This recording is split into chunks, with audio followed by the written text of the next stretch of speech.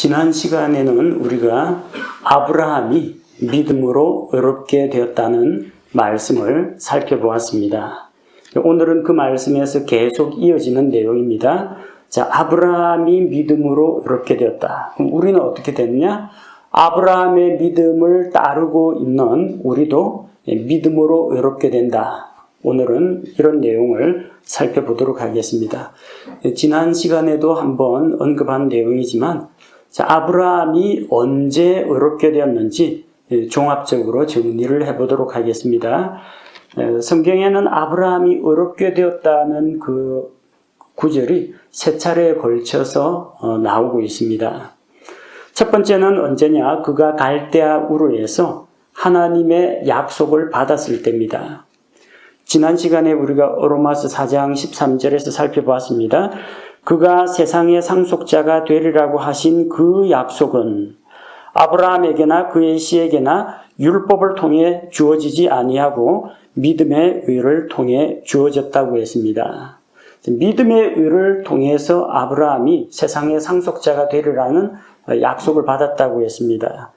그러면은 이때 이미 아브라함은 믿음으로 의를 받았다는 이야기거든요. 믿음으로 의롭게 된 겁니다. 그게 언제입니까? 창세기 12장 1절에서 3절에 나오는 그 아브라함의 언약, 그 하나님의 약속은 믿음의 의를 통해서 주어진 겁니다. 그 창세기 12장 1절에서 3절 내용은 그 앞쪽에 나오는 창세기 11장에 보면은 아브라함이 갈대아 우르를 떠나서 아버지 데라와 함께 일가족이 하란 땅에 와 있다가 가나안으로 들어오는 그런 내용입니다. 근데 창세기 12장 1절에서 3절 내용은 과거 완료 시제로 되어 있습니다. 그래서 대과거, 과거보다 더 이전의 과거를 이야기합니다. 따라서 이 말씀은 창세기 12장 1에서 3절의 아브라함 언약은 하란 땅에서 주어진 것이 아니라 갈대아 우르에서 주어진 것이라고 했습니다. 그걸 입증하는 구절이 사도행전 7장 2절이죠. 이 약속은 그가 하란에 있기 전 메소포타미아에서 받았다고 했습니다. 고대 바빌론 지방 메소포타미아 갈대아 우르에서 받은 겁니다. 다만 그 약속이 창세기 12장에서 15장에서 17장에서 계속해서 반복되어 나오고 또 아들 이삭을 바쳤을 때 22장에서도 계속 그 아브라함 언약이 반복되어 나오고 있습니다. 따라서 그가 가나안 땅에 들어오기 이전에 하나님께서 그에게 아들을 주시겠다고 약속하시기 이전에 갈대아 우르를 떠날 때 그는 믿음으로 떠났고 믿음의 의를 통해서 언약을 받았다는 것을 알 수가 있습니다. 자, 두 번째 그가 의롭게 된 명시적인 기록은 창세기 15장 6절에 나옵니다. 하나님께서 아브라함에게 나타나서 전능하신 하나님께서 나타나셔서 그에게 약속을 주십니다. 밖으로 나가서 하늘의 별들을 보라. 내 자손이 이와 같으리라. 아브라함에게는 아들이고 딸이고 자식이 없던 바로 그 시기에 하나님께서는 있지도 않은 자식을 마치 있는 것처럼 부르셨고 그의 자손이 하늘의 별들처럼 높고 위대하고 많이 번성하게 될 것이라고 약속하셨습니다. 아브라함은 그 말씀을 믿었습니다. 그래서 창세기 15장 6절에 아브라함이 주를 믿으니 그분께서 그것을 그에게 의로 여기시고 로마서 4장에서 다루고 있는 내용은 창세기 15장 6절에 아브라함이 주 하나님을 믿고 믿음으로 의롭게 되었다. 그걸 다루고 있습니다.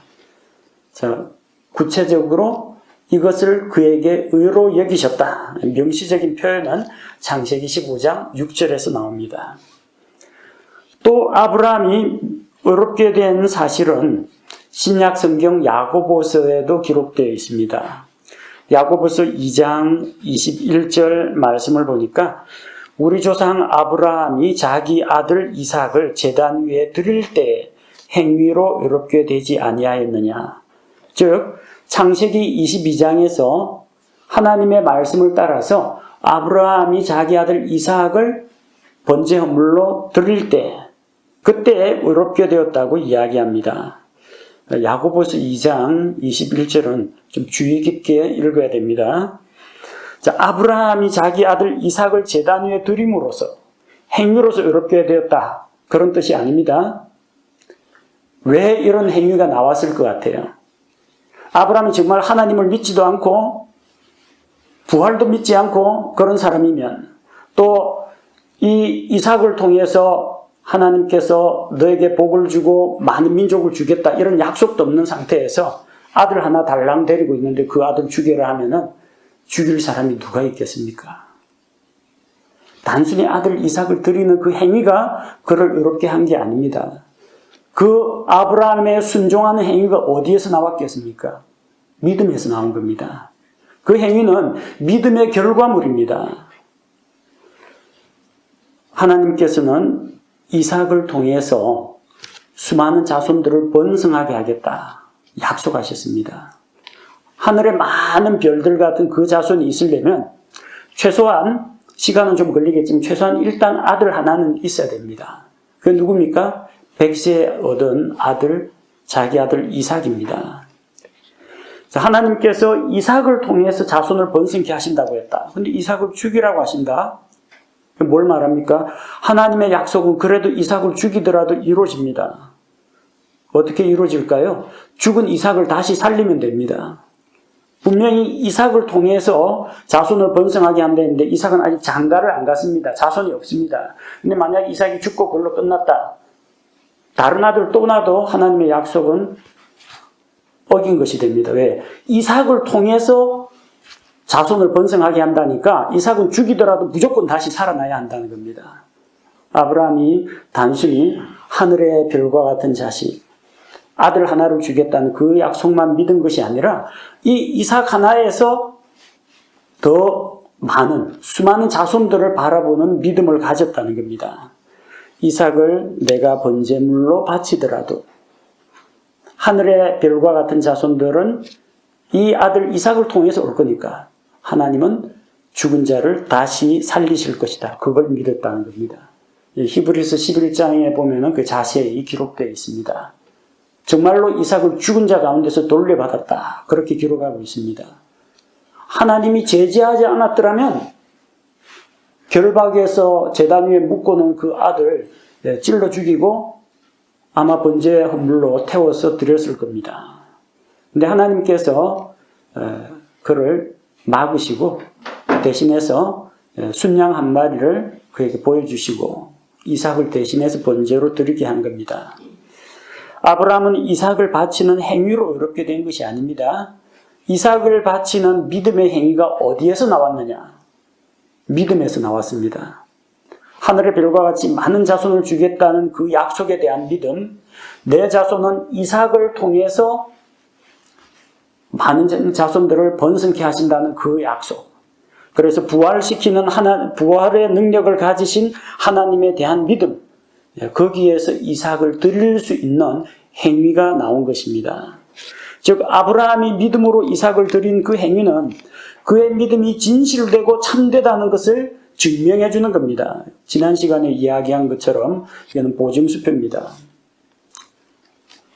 하나님의 백성이 이미 되었는데 할례를 통해서 그 몸에 표적을 새기는 것과 마찬가지로 이미 믿음으로 의롭게 되었고 하나님께서 아브라함의 믿음을 알고 계신데 아들을 바치는 그 믿음의 행위를 통해서 그의 믿음이 증명이 되었습니다.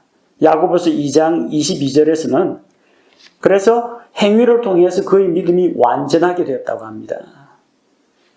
그의 믿음이 관념적이었고 불완전한 것이었다는 뜻이 아니라 믿음에서 믿음의 행위가 나왔기 때문에 그 믿음은 참되다. 이게 증명이 됐다는 이야기입니다.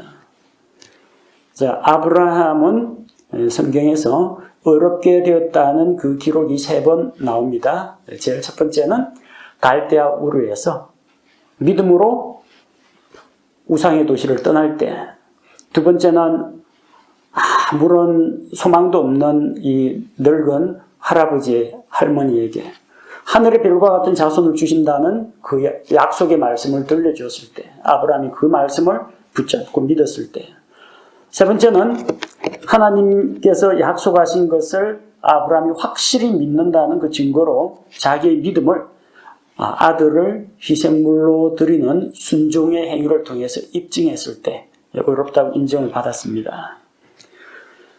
자, 18절에서 22절은 주께서 아브라함의 믿음을 의로 여기셨다 이야기합니다. 사실상 아브라함은 바랄 수 없는 가운데 바라면서 믿었습니다.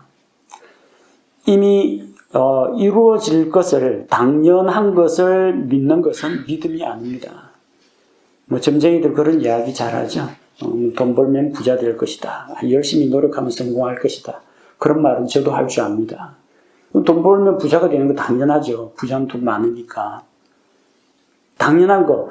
내년이 되면 너는 한 살을 더 먹을 것이다. 누가 그거 모릅니까? 시간 지나면 다 이루어집니다. 그건 당연한 거고 가능성이 100%입니다. 그건 믿을 필요 없습니다. 안 믿어도 그때 되면 다 이루어집니다. 믿음은 그런 영역이 아니라 보이지 않는 것을 보이는 것처럼, 없는 것을 있는 것처럼 받아들이는 것이 믿음이라는 겁니다. 저절로 이루어지고 시간 지나면 다 되어 있을 것 같으면 믿음이 왜 필요합니까? 그냥 가만히 앉아 기다리면 되지. 아브라함은 바랄 수 없는 가운데 바라면서 믿었습니다. 바랄 수 없지만 약속이 있고 그 약속에 대한 믿음이 있으면 우리는 소망을 가질 수가 있습니다. 소망이 있으면은 주변 환경이 의심스럽고 자기에게 부정적이 되더라도 흔들리지 않습니다. 믿음이 견고하면 소망도 굳건하게 됩니다. 그래서 흔들리지 않고 굳게 설 수가 있는 것입니다. 부정적인 상황, 적대적인 상황, 일이 뜻대로 되지 않을 때 과연 믿음을 지킬 수가 있겠습니까? 아브라함이 한 80세 정도 되었을 때 이상하게 검은 머리가 다시 나기 시작하고 다시 이 청년처럼 기력이 다시 돌아오고 그러면 이제 뭔가 좀 될 것 같네. 사라가 월경을 다시 시작했답니다. 이런 이야기 들으면 역시 뭔가 좀 되는 것 같네. 소망을 가지겠죠? 전혀. 아브라함 99세 때 이제 몸이 마른 고목나무처럼 다 메말랐습니다. 몸에 생기가 없습니다. 씨앗을 생산할 수 없는 몸입니다. 100세쯤 되어서 자기 몸이 죽은 것을 자기 스스로도 알았습니다. 그의 신체에 어떤 긍정적인 신호도 나타나지 않았습니다. 더군다나 사라의 태가 죽은 것을 알게 되었습니다. 창세기 18장 11절에 보니까 여인들의 관례, 여인들이 한 달에 한 번씩 관례적으로 하는 월경이 끊어졌습니다. 완전히 폐경이 되었습니다. 폐경이라는 게 뭘 말합니까? 월경이 그쳤다는 것은 더 이상 배란이나 난자의 착상 실패가 일어나지 않는다는 이야기입니다. 배란도 안 되고 난자가 자궁에 착상하다가 실패하는 그런 일도 없기 때문에 월경 자체가 없습니다. 가능성이 없다는 이야기입니다. 남자라면 혹시 가능성이 있을 수가 있습니다. 남자 몸에서는 이 세포 분열을 통해서 정세포가 만들어져 가지고 몸 밖으로 배출되는데 75일이 걸린다고 합니다. 성장하면서도 계속. 나이 든 할아버지도 생산력 있는 젊은 여자하고 결혼하면 아이 낳는 일은 있습니다. 여성은 그게 안 됩니다. 난자는 난세포는 태어날 때 가지고 있는 그 개수, 그 숫자 그대로입니다. 그게 정기적으로 차례대로 이제 배란이 이루어져 가지고 임신, 수정이 되는 겁니다. 근데 그게 다 끊어졌어요. 더 이상 몸에서 난자가 저절로 만들어지거나 그러진 않습니다. 아브라함은 몰라도 사라의 몸이 죽은 것과 같다. 이것은 가망성이 없다는 걸 이야기합니다. 불가능한 상황입니다. 그래서 아브라함이 중간에 99세가 되기 이전에 어떤 방법을 썼어요? 자기 몸은 아직 그래도 가능성이 있고 사라는 이게 안 될 것 같으니 사라가 나는 이미 틀렸습니다. 젊은 여자 하갈, 내 여종을 데려다가 자식을 보게 하십시오. 임신됐습니다. 그때까지는 아브라함이 씨앗을 생산할 능력이 있었다는 이야기입니다. 사라는 자기는 불가능하지만 아브라함은 가능할 거라고 봤거든요. 근데 하나님 뭘 말씀하셨어요? 아니다. 여종의 몸에서 난 자가 내 씨가 되는 것이 아니라 사라의 몸에서 태어나야만 너희 씨라고 인정할 수 있다. 그렇게 말씀하셨죠. 이스마엘을 가질 때만 하더라도 아브라함은 생산 능력이 있었습니다. 근데 이제 백세를 앞두고 이번에는 진짜 아무것도 자기 몸도 이제 다 가망이 없다는 걸 알게 되었습니다. 절망적인 상황입니다. 아브라함은 불가능한 상황에서 불가능한 일을 가능하게 하시는 하나님을 믿었다는 겁니다. 여기서 우리가 교훈을 받을 수가 있습니다. 자, 믿을 때 뭘 믿어야 하느냐? 주변에 나타난 징조를 보지 마십시오. 징조를 보고 환경이 나한테 유리하게 좀 바뀌네. 어쩌면 나한테 차례가 돌아올 것 같네. 이게 우리의 믿음의 근원이 아닙니다. 사람을 믿지 마십시오. 이번에 저분이 나를 밀어준다고 했으니까, 이번에 내 아는 분 통해가지고 청탁을 넣었으니까 어째 잘 되겠지. 사람을 믿지 마십시오. 그건 하나님을 신뢰하는 게 아닙니다. 갈대 지팡이 같은 사람을 의지하는 겁니다. 우리가 믿어야 할 것은 무엇입니까? 내 능력도 아닙니다. 주변 환경도 아닙니다. 인간적인 백그라운드도 아닙니다. 뭘 믿어야 합니까? 하나님을 믿고 하나님의 말씀을 믿어야 한다는 겁니다. 환경이 완전히 불가능한 환경이고 사람들이 전부 내 목표, 내 계획하고는 반대로 적대적이다. 그럴지라도 하나님이 된다고 하면 되는 겁니다. 여러분, 이게 믿음입니다. 세상에 있는 수십만, 아니 수십억 인구가 전부 다 예수 그리스도를 부인한다 할지라도 오직 하나님께서 예수 그리스도만이 유일한 구원자요 길이다. 그러면 여러분, 다른 사람들 말 다 무시하고 하나님의 약속의 말씀을 붙잡아야 됩니다. 그게 믿음입니다. 예수님을 내가 만나지도 못했고 보지도 못했고 예수님이 나한테 찾아와서 내가 너 대신 죽어줄게 그런 말도 한 적이 없어요. 성경에는 하나님께서 약속으로 그걸 우리에게 주셨습니다. 하지만 나의 그런 주관적인 경험이나 체험이 없다고 할지라도 성경에 예수 그리스도께서 경건치 않은 죄인들을 위하여 자기 생명을 대신 주셨고 누구든지 이 예수님의 대속을 자기 것으로 믿고 받아들이면 구원을 받는다. 약속이 있지 않습니까? 이 약속을 내가 받아들이면 믿고 구원받는 겁니다. 우리 개인의 경험이나 체험이나 주변의 어떤 우호적인 환경이나 그게 나의 믿음을 좌우하는 게 아닙니다. 우리의 믿음은 오로지 하나님의 말씀에 뿌리를 두어야 한다는 겁니다. 그래서 세상 사람들은 나한테 우호적이다가도 적대적일 수가 있습니다. 주변 환경은 나한테 유리한 것처럼 보이다가 갑자기 돌변할 수도 있습니다. 변한다는 겁니다. 사람도 변하고 환경도 변합니다. 내가 믿었던 사람이 한 약속도 그 사람이 약속을 어기고 배신할 수도 있습니다. 그런데 한 가지 안 변하는 게 있다는 거예요. 하나님은 변치 않으십니다. 하나님의 약속의 말씀은 변치 않습니다. 그래서 변치 않는 하나님, 변치 않는 그분의 말씀 위에 굳게 설 때 흔들리지 않게 된다는 겁니다. 그게 바로 20절에 나오죠. 믿지 아니함으로써 하나님의 약속에 관하여 흔들리지 아니하고 오히려 믿음이 강해져서 하나님께 영광을 돌렸다고 했습니다. 아브라함은 믿지 않음으로써 약속에서 흔들린 것이 아니라 믿음에 견고해져서 흔들리지 않는 자가 되었다는 겁니다. 왜 흔들리지 않느냐? 세상 모든 것이 변해도 하나님은 불변하시고 하나님의 약속의 말씀은 하늘과 땅이 없어진다고 할지라도 조금도 변함이 없기 때문입니다. 그래서 우리는 흔들리는 것 위에 있으면 불안합니다. 우리는 지금 안정된 이 콘크리트 바닥에 의자 놓고 앉아 있습니다. 안심하고 앉아 있을 수가 있죠. 만약에 여러분이 물 위에다가 공기 넣은 튜브 해놓고 그 위에 서서 말씀 들으라고 하면은 중심 잡는 사람 몇 없을 겁니다. 물결에 따라서 바람에 따라서 그리고 내 체중 실는 거에 따라서 튜브 한쪽이 팍 기울면서 물속에 풍덩 빠져버립니다. 흔들리는 것이 아니라 흔들리지 않는 것에 믿음의 기초를 두어야 한다는 겁니다. 야고보서 1장 6절에 보니까 그러나 그는 믿음으로 구하고 조금 더 흔들리지 말지니라. 흔들리는 자는 마치 바람에 밀려 요동하는 바다 물결 같나니. 우리가 저 먼 바다를 보면 바다 수평선이 잔잔하게 보입니다.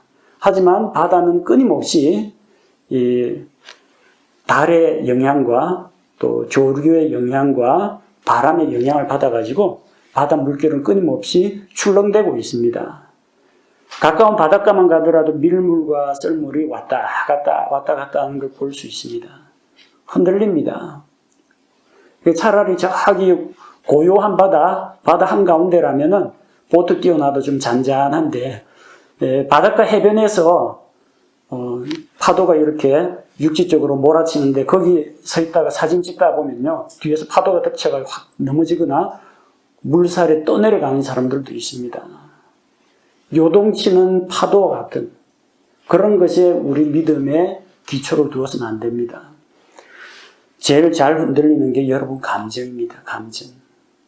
감정은 진짜 하루에도 여러 차례 바뀝니다. 아침만 해도 영적 컨디션이 좋았는데 누구 만나가지고 좀 잔소리 듣고 스트레스 받는 일 생기니까 또 이 기분이 언짢고 불쾌해지고 하루 종일 영적으로도 침체되는 그런 경우가 있습니다. 어떤 때는 내가 구원받은 것 같다가 어떤 때는 구원 안 받은 것 같기도 합니다. 예수님 믿고 영접할 때는 감사한 마음으로 예수님 나의 주님 받아들입니다. 예수님 내 마음속에 들어오십시오. 문을 열면 내가 그에게로 들어가리라. 주님 들어오셨군요. 하는데 내가 세상살이에 너무 바빠가지고 성경 안 읽고 기도도 잘 안 하고 하다 보니까 예수님이 어디 가셨나? 내 안에 과연 들어와 계신가? 의문이 생길 때가 있습니다. 또 내가 영적으로 건강할 때는 괜찮은데 또 죄 유혹에 빠져가지고 넘어졌을 때 내가 왜 이러면 안 되는데 구원받았다는 사람이 왜 이럴까? 내가 혹시 구원 잘못 받은 거 아닌가? 의심이 생긴다는 겁니다. 어디에 기초를 두고 있어요? 자기의 행위, 자기의 감정, 자기 경험. 이거야말로 여러분 살아가면서 앞으로도 계속 바뀔 겁니다. 하루뿐만 아니라 앞으로도 계속 바뀌어요. 여기에 여러분의 믿음의 근거를 두지 마십시오. 어디에다 근거를 둬요? 약속의 말씀에 믿음의 근거를 두십시오. 아브라함이 왜 흔들리지 않았습니까? 75세에 가나안 땅 들어왔습니다. 24년 지나도록 아무런 소식이, 사라에게서 아들 소식이 없습니다. 그런데도 그는 끝까지 약속을 붙잡고 흔들리지 않았다는 겁니다. 믿음 안에서 더 강해져서 하나님께 영광을 돌렸습니다. 왜 아브라함이 하나님을 믿을 수 있었느냐? 두 가지 이유입니다. 21절에 보니까 그분께서 약속하신 것을 그분께서 또한 능히 이행하실 줄로 온전히 확신하였으니. 아브라함이 하나님을 믿을 수 있는 이유는 두 가지입니다. 첫 번째는 하나님의 능력입니다. 하나님의 능력. 능력이 있어야 신뢰가 갑니다. 아들이 아버지한테 아버지, 저 자전거 갖고 싶어요. 자전거 사주세요. 자기 아버지가 부자기 때문에 그런 말을 할 수 있는 겁니다. 자기 아버지가 당장 식구들 밥벌이도 못 해오면은 자전거 이야기 꺼내지도 않습니다. 우리 아버지는 돈 있고 능력 있다 믿으니까 그런 요청을 할 수 있는 겁니다. 아버지의 능력에 대해서 신뢰를 해야 아버지를 믿습니다. 아버지가 자신의 능력 한도 내에서 너에게 이것을 선물하겠다 약속하면 그건 믿을 수 있습니다. 근데 아버지 신용카드 계속해서 적자고 독촉점이 날아오고 그러는데 아버지가 자기 능력 범위를 벗어나가지고 너한테 요트를 사주겠다 하면은 아들이 못 믿습니다. 아버지 말씀은 참 고마운데 아버지 능력은, 아버지 재정적인 능력은 못 믿겠습니다. 그렇게 됩니다. 근데 아브라함이 왜 하나님을 믿을 수 있느냐? 하나님이 전능하신 하나님이기 때문입니다. 하나님이 능히 그것을 할 수 있기 때문에 믿을 수가 있습니다. 두 번째, 왜 아브라함이 하나님을 믿을 수 있느냐? 하나님의 신실하심 때문입니다. 이행하실 줄로 믿었다는 겁니다. 하나님이 약속하셨는데 이 하나님은 온 세상을 다스리시는 하나님께서 거짓말하실 리는 없고 진실하시고 약속하신 것을 이행하시는 신실하신 분이라는 것을 믿었다는 겁니다. 아버지가 부자입니다. 아들한테 생일 선물로 뭐 사주겠다고 약속을 했습니다. 아버지 건망증이 심해가지고 사줄 돈은 있는데 생일이라는 걸 잊어버렸어요. 생일 때 케이크 사오는 건 생각을 했는데 자전거 사오는 걸 깜빡했어요. 아버지가 능력이 없어서가 아니라 이 기억력이 나빠가지고 잊어버리는 아버지. 그러면 믿기 힘듭니다. 또 능력은 되는데 왔다 갔다 하는 말 바꾸기 잘하는 그런 아버지다. 사준다고 했다가 다음에 해줄게 미루고 가족 외식 가자고 해놨다가 취소해버리고 자꾸 그런 식으로 하면 신뢰가 안 갑니다.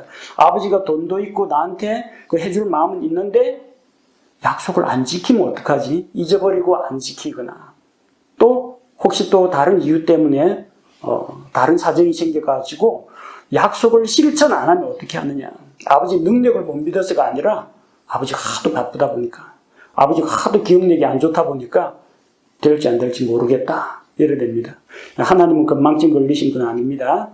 하나님은 전지하신 하나님, 모든 것을 알고 계신 하나님, 하나님은 영원하신 하나님, 하나님은 변치 않으신 하나님, 말씀하신 것은 반드시 지키시는 하나님, 하나님의 인격을 믿었습니다. 하나님 거짓말하지 아니하시고 신실하신 분이다. 그 두 가지 믿었어요. 하나님이 능히 하실 수 있다. 또 하나님은 그 능력을 가지고 반드시 약속을 지켜주신다. 그러니까 믿을 수가 있는 겁니다. 사람을 믿을 수 없는 이유는 아무리 착하고 또 이 심성이 좋은 사람이라고 할지라도 언제 어떻게 될지 모릅니다. 내년에 뭐 여기 같이 여행 가자고 했는데 내년 되기 전에 돌아가시면 약속 못 지킵니다. 자전거 사준다고 했는데 갑자기 재정적인 어려움이 닥치면 못 사줄 수도 있습니다. 마음은 사주고 싶은데 돈 없으면 못 사줍니다. 기억력 나쁘면 잊어버리고 못 해줍니다. 사람은 불완전하고 부족합니다. 그러나 여러분이 하나님을 신뢰한다면 그런 염려, 걱정은 안 하셔도 됩니다. 모든 것을 아시는 전지하신 하나님, 모든 것을 행하실 수 있는 능력의 하나님, 변치 않으시는 하나님, 거짓말하지 아니하신 하나님, 신실하신 하나님, 선하신 하나님, 좋은 것을 주시는 하나님, 이 하나님을 믿으면 안전하다는 겁니다. 그래서 아브라함은 그 부정적인 상황, 불가능한 상황 속에서도 하나님이 늘 약속을 이행하실 줄로 믿었던 겁니다. 하나님께서는 이와 같은 아브라함의 믿음을 보시고 그의 믿음을 의로 인정하신 겁니다. 자, 그게 그러면은 나하고 무슨 상관이냐? 왜 자꾸 유대인들의 조상 아브라함 이야기를 하고 있느냐? 로마 교회 안에는 유대인들도 있고 이방인들도 있을 텐데 왜 자꾸 아브라함이 어쩌고 아브라함이 믿음으로 의롭게 되고 이 이야기가 왜 나오냐? 이건 결국 아브라함의 믿음을 본받는 이방인들, 바로 우리 같은 사람을 위한 것이라는 겁니다. 그 내용이 23절에서 25절에 기록되어 있습니다. 자, 23절에 그것을 그에게 의로 인정하셨다고 기록된 것은 아브라함의 믿음을 아브라함에게 의로 인정하셨다고 기록된 것은 이제 그만을 위한 것이 아니요 아브라함만 위한 것이 아니라는 겁니다. 아브라함은 아무런 행위나 공로 없이 하나님 앞에서 믿음으로 인정받았습니다. 아브라함은 율법시대 사람이 아닙니다. 율법이 없는데도 불구하고 믿음으로 말미암아 의롭게 되었습니다. 그가 도덕적으로 인격적으로 훌륭하고 완전 무결하고 흠이 없는 사람이 아님에도 불구하고 믿음으로 의롭게 되었습니다. 이것이 아브라함만을 위한 것이 아니라는 거예요. 바로 오늘을 살아가는 우리를 위한 하나님의 약속이요 배려라는 겁니다. 이제 그만을 위한 것이 아니요 이제 아브라함만 위해서 그렇게 한 것이 아니요 24절 우리가 예수 우리 주를 죽은 자들로부터 살리신 분을 믿을진데 그것을 의로 인정받을 우리도 위한 것이니라. 우리를 위해서. 믿음을 의로 인정하신 것은 우리를 위한 것이라는 겁니다. 하나님께서 주 예수님을 죽은 자들로부터 살리신 것을 믿는 우리를 위한 것입니다. 예수님을 죽은 자들로부터 살렸다. 무엇을 말하느냐? 예수 그리스도의 십자가의 죽음을 이야기합니다. 예수님 다시 살아나셨다는 것은 죽어야 부활하죠. 죽어야 다시 삽니다.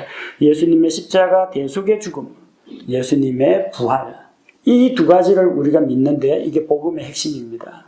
예수 그리스도의 십자가 죽음과 부활을 믿는 우리에게도 똑같이 믿음으로 말미암는 의가 주어지도록 하기 위해서 믿음의 조상 아브라함 때부터 율법, 행위, 종교의식 다 접어두고 오로지 믿음만으로 어렵게 하는 하나님의 방법이 섰다는 겁니다.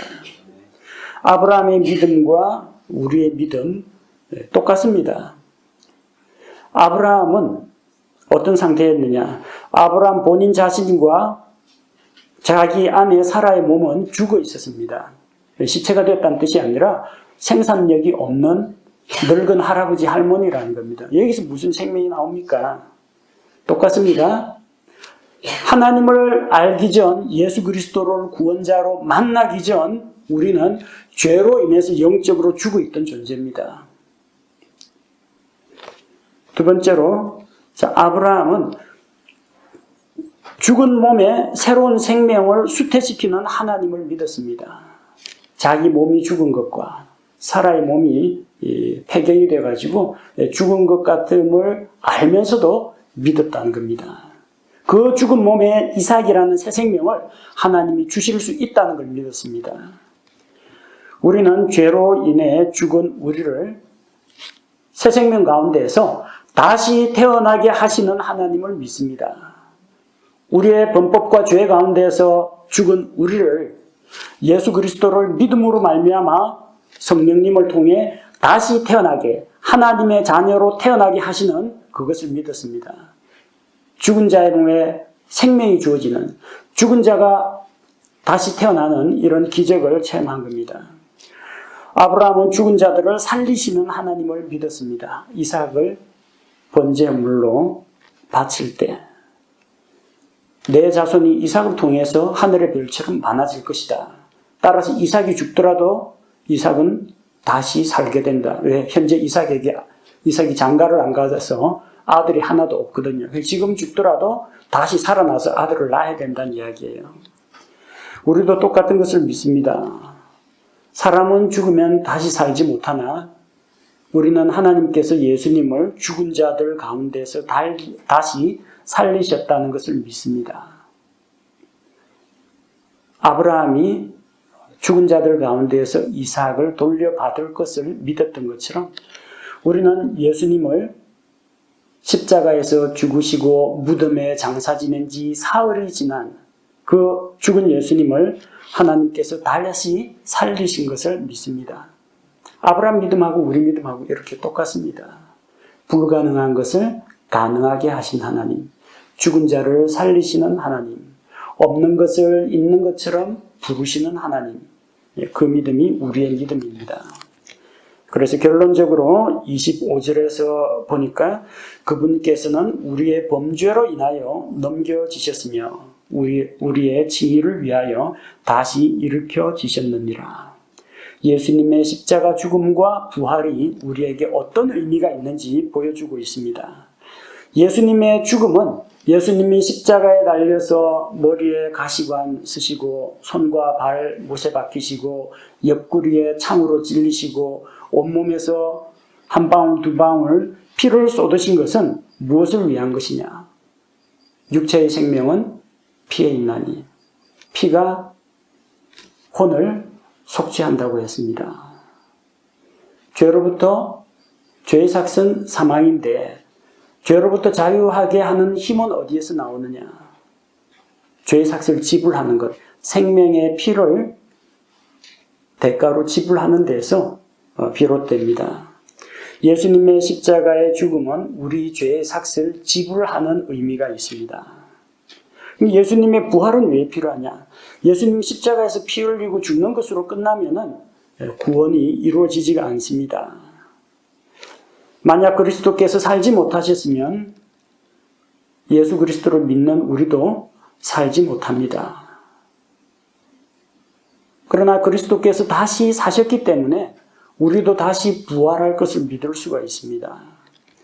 예수님이 십자가에서 죽는 것으로 끝나면 안 되고 다시 살아나야 합니다. 구약시대에는 속죄일에 희생물을 잡아가지고 희생물을 죽인 다음에 그 피를 가지고 지성소 안에까지 들어가서 대제사장이 언약궤 위 금율의 자리에다 7번 뿌립니다. 그렇게 하면은 하나님께서 온 이스라엘 회중의 죄를 다 용서해 주십니다. 그런데 예수님은 우리를 위한 희생 제물인 동시에 우리를 위한 대제사장이라는 겁니다. 희생 제물로서 십자가에 달렸어요. 피 흘리고 죽었어요. 피는 누가 갖고 갑니까? 하나님께 갖고 가야 되는데 대제사장이 갖고 가야 돼요. 대제사장이 희생물로 죽었다면서 그럼 누가 갖고 가요? 못 갖고 갑니다. 그 피가 지성소 안에 들어가서 언약궤 위에 뿌려져야 그래야 대속이 이루어지는 겁니다. 예수님이 십자가에서 죽고 그냥 시체가 되어가지고 썩어버렸다 이러면은 그 피가 하나님 앞에 전달이 안 됩니다. 예수님은 희생 제물인 동시에 대제사장입니다. 그러니까 자기의 의로운 피를 가지고 대제사장이신 예수님께서 하늘에 있는 지성소로 들어가셔서 하나님의 공의 앞에 이 피를 바쳐야 됩니다. 보십시오. 아무 죄 없는 거룩한 의로운 피, 하나님의 피가 이렇게 온 세상 죄인들을 위해서 흘려졌습니다. 이제 이 피를 믿는 자는 하나님께서 죄를 용서하시고 의롭다고 하시고 받아주십시오. 대제사장이신 예수님이 공의의 하나님 앞에서 자기 피를 바친 겁니다. 그러려면 부활을 해야 됩니다.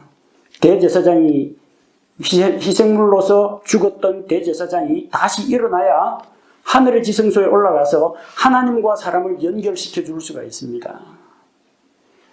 베드로전서 3장 18절에 그리스도께서도 죄들로 인하여 한 번 고난을 받으사 의로운 자로서 불의한 자를 대신하셨으니 이것은 그분께서 육체 안에서 죽임을 당하셨으되 성령으로 말미암아 살아나셔서 왜 살아났어요? 우리를 하나님께로 데려가려 하심이라. 우리를 하나님께로 인도하고 하나님과 우리 사이를 회복시키기 위해서 부활하셨다는 이야기입니다.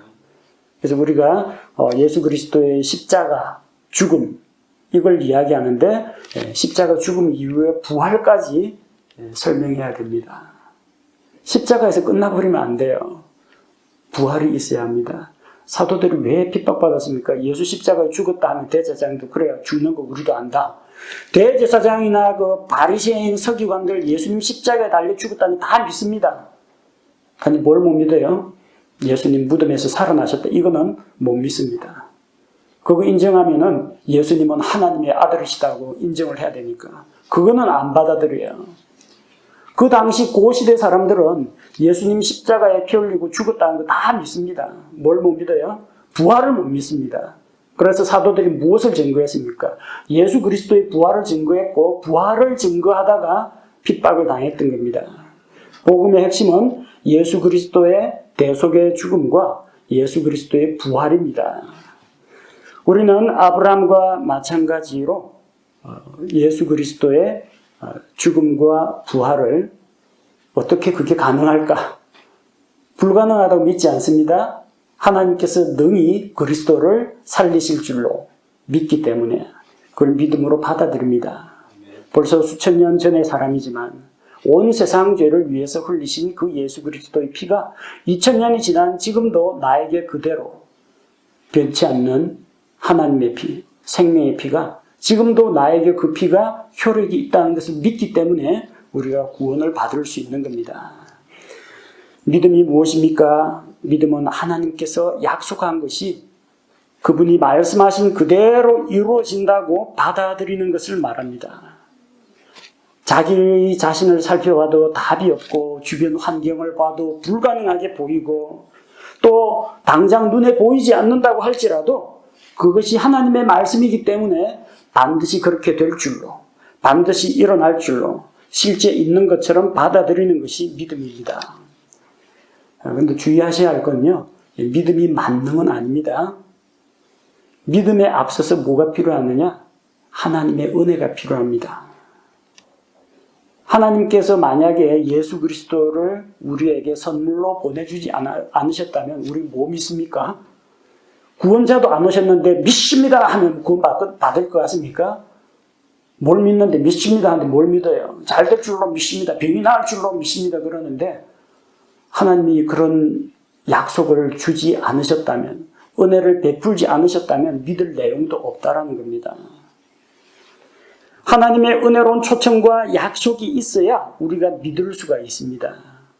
하나님이 죄인들을 향하여 먼저 은혜를 베풀어 주시고 우리를 불러주셔야 우리가 그 은혜를 믿음으로 받아들일 수가 있는 겁니다. 아무런 약속도 없는 상태에서 금년은 아파트 당첨될 줄로 믿습니다. 성경에 어디 그런 약속이 있어요? 없습니다. 그럼 그건 뭐냐? 순전히 자기 희망사항입니다. 그렇게 됐으면 좋겠습니다. 그렇게 믿고 싶습니다. 그 개인의 소망이에요. 그렇게 된다는 보장은 안 나와 있습니다.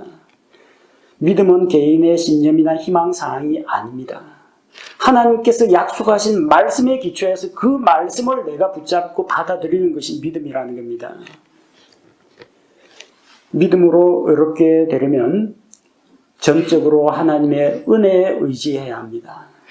우리 자신의 선한 행위, 내가 세운 공로나 업적, 나의 도덕성, 나의 인격, 종교생활 이런 것들을 의지하지 말아야 합니다. 오로지 하나님께서 죄인들에게 베풀어 주시는, 값없이 주시는 그 은혜를 의지해야 합니다. 우리는 하나님께서 약속하신 바로 그 복음의 말씀을 따라서 예수 그리스도를 믿어야 합니다. 내가 하나님 앞에서 죄인이고 죄의 형벌을 받아야 하는데 죄 없으신 예수님께서 내 죄를 대신해서 십자가에 피 흘려 죽으시고 내 죄값을 다 갚아주셨다.